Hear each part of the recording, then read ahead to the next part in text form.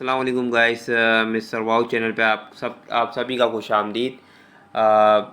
बहुत दिनों से अक्सर ये सवाल उठ रहा था कि आप सभी लोग से एक सवाल आ रहा था, एक क्वेश्चन आ रहा था मेरी तरफ कि भेड़िया टाउन कराची में ट्रांसफ़र कैसे कैसे होता है और इसमें क्या क्या हमें चाहिए होती है, रिक्वायरमेंट वगैरह क्या क्या होती हैं, किस तरह हमें एजेंट से डील करना होता है, किस तरह हमें बाय का ख्याल रखना पड़ता है, या क्या वो चीट ना कर जाए या जो भी हो।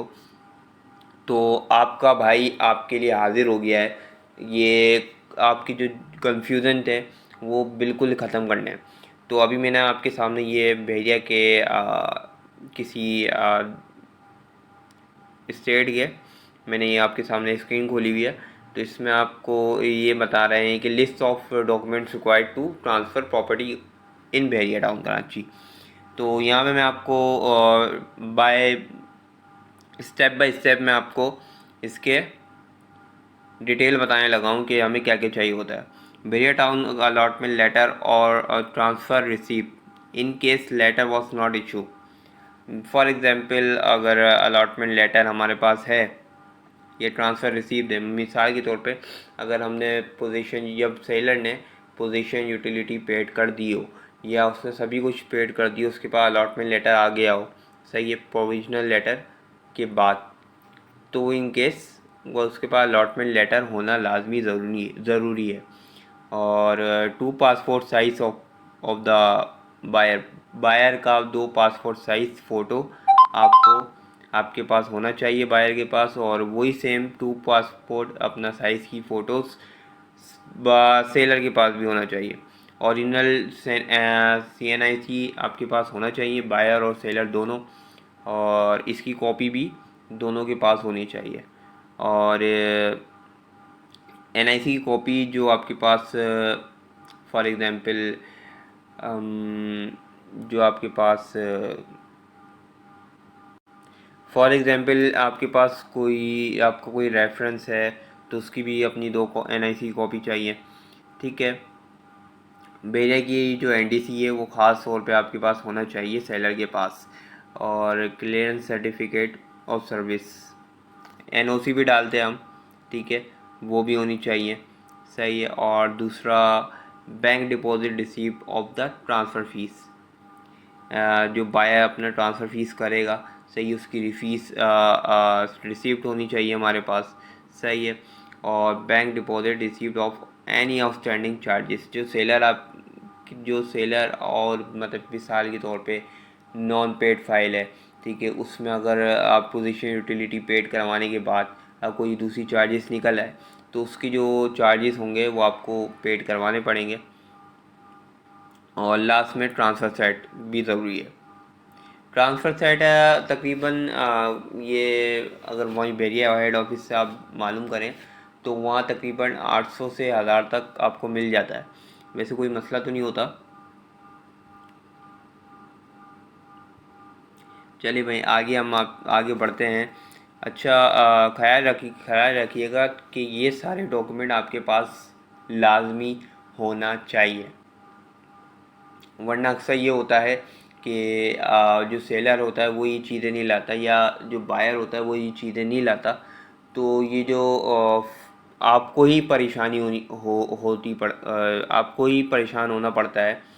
तो यूजुअली तो वैसे तो ये होता नहीं है, लेकिन अगर आप स्टेट एजेंट के थ्रू अगर आप डील कर रहे हैं तो वो आपको सभी कुछ गाइड कर देता है,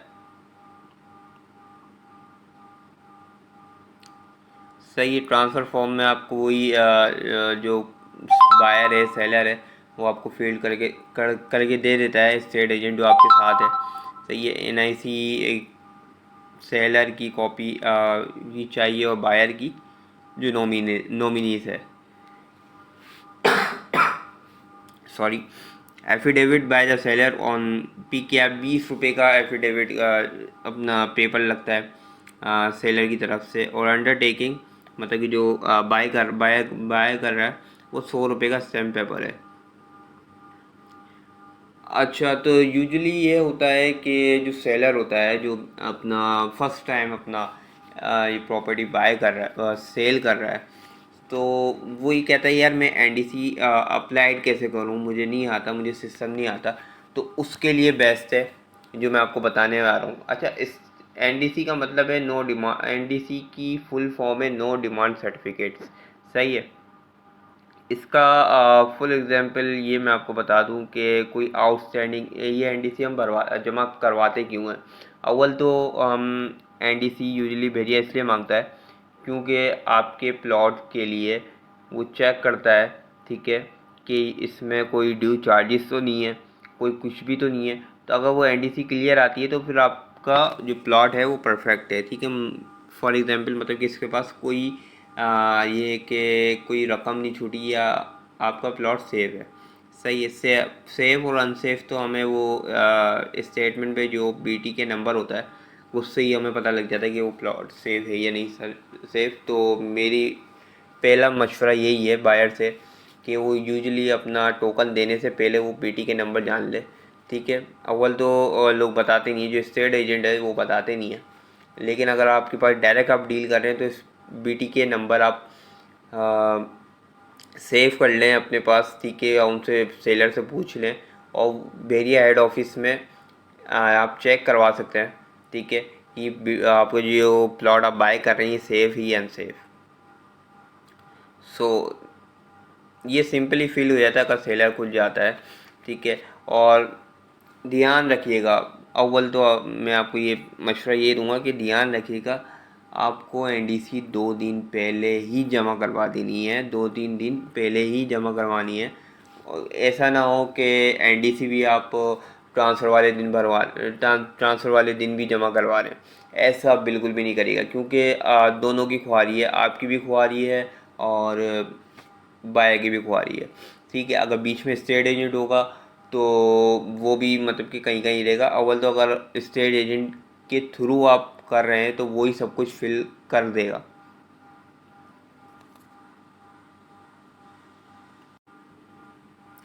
सो फिर हम आगे बढ़ते हैं।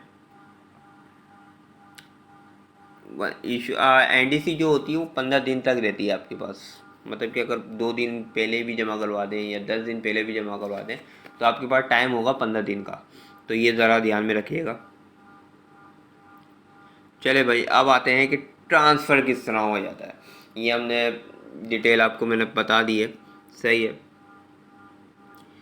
और अव्वल तो आखिर में आपको ये कहूँगा कि एक टाइम आप अपना डिसाइड कर लें, ठीक है, ट्रांसफ़र का जो डेट है, सही है, ताकि बाद में मसला ना हो कि पेमेंट नहीं है या फॉर्म एनडीसी जमा नहीं करवाई फॉर ब्ला ब्ला ब्ला, जो भी है।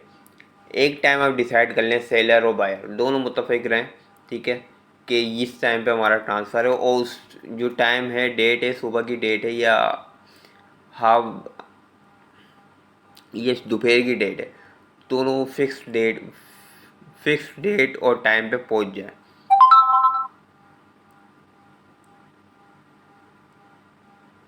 चलें भाई, अब थोड़ा आगे बढ़ते हैं, सही है। अच्छा, मेरा मशवरा ये रहेगा कि अगर आप फर्स्ट हाफ में करें, फर्स्ट हाफ मीन्स 9 बजे से 9 बजे के बाद आप ट्रांसफ़र रखते हैं तो आपके लिए बेस्ट है, क्योंकि 9 बजे 9 बजे के बाद इतना मतलब कि बैरिया हेड ऑफिस में रश नहीं होता, ट्रैफिक नहीं होता या रश नहीं होता, जो भी आप कह लें। चलें ठीक है, हम अब आगे बढ़ते हैं। सबसे पहले तो जो बायर होगा वो ट्रांसफ़र फ़ीस अपना जमा करवाएगा, ठीक है, बैंक के काउंटर में। उसकी आपको रिसीप्ट ज़रूर लेनी है, ठीक है। Seller will have clear over due charges if any, seller की तरफ से सेलर अगर कुछ ड्यू चार्जेस रहते हैं सेलर की तरफ से तो वो पहले वो क्लियर करवाएगा। अच्छा, तीसरी चीज़, आपको टोकन ले लेना है, ठीक है। ये ना हो कि आपने ट्रांसफ़र कर या टोकन नहीं लिया हो फिर आप खड़े में, तो ये है कि आपका टाइम जाएगा, सही है। तो आपको टोकन लेके आप अपनी बारी का वेट कीजिएगा। और चौथी चीज़, जब आप सबमिट करवा देंगे काउंटर पे, जब आपका नंबर आ जाए तो करवा देंगे, तो सबसे पहले जो साइन रिक्वायर्ड होगा डॉक्यूमेंट की तरफ से,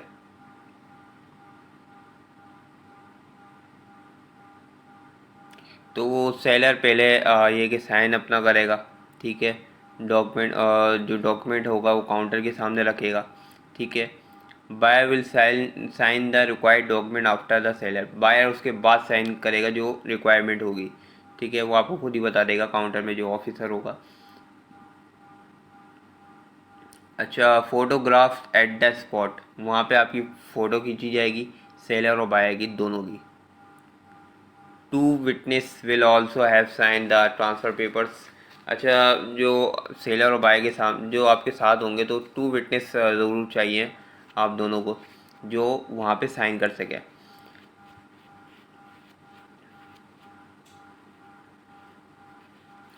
अच्छा, फिर उसके बाद साइन विटनेस के साइन करने के बाद फिर बायर जो पेयोड वाला बने होंगे, ठीक है, बायर ने बनाए होंगे, तो वो सेलर के हाथ में देगा, ठीक है।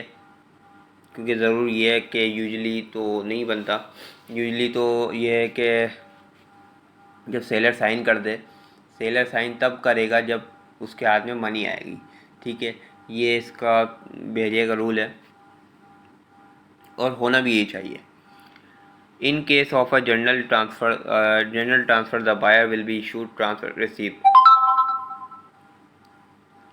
फिर उसके बाद बायर के पास ये है कि ट्रांसफ़र रिसीव हो जाएगा। फिर उसके बाद ये है कि मिसाल के तौर पर अगर किसी के पास ये है कि ट्रांसफ़र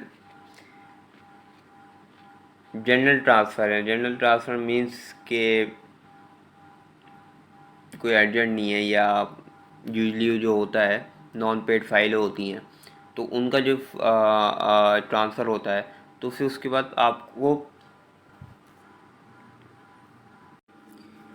बाद आपको ये है कि प्रोविजनल लेटर मिलता है वहाँ पे हेड ऑफिस की तरफ से, कि और उसके बाद आपको टाइम दे दिया जाता है कि 7 से 8 दिन या उससे भी ज़्यादा दिन लग जाते हैं भेरिए के, कि 1-2 हफ्ते लगते हैं ज़्यादा से ज़्यादा, कि आपको अलॉटमेंट लेटर हाथ में दे दिया जाएगा।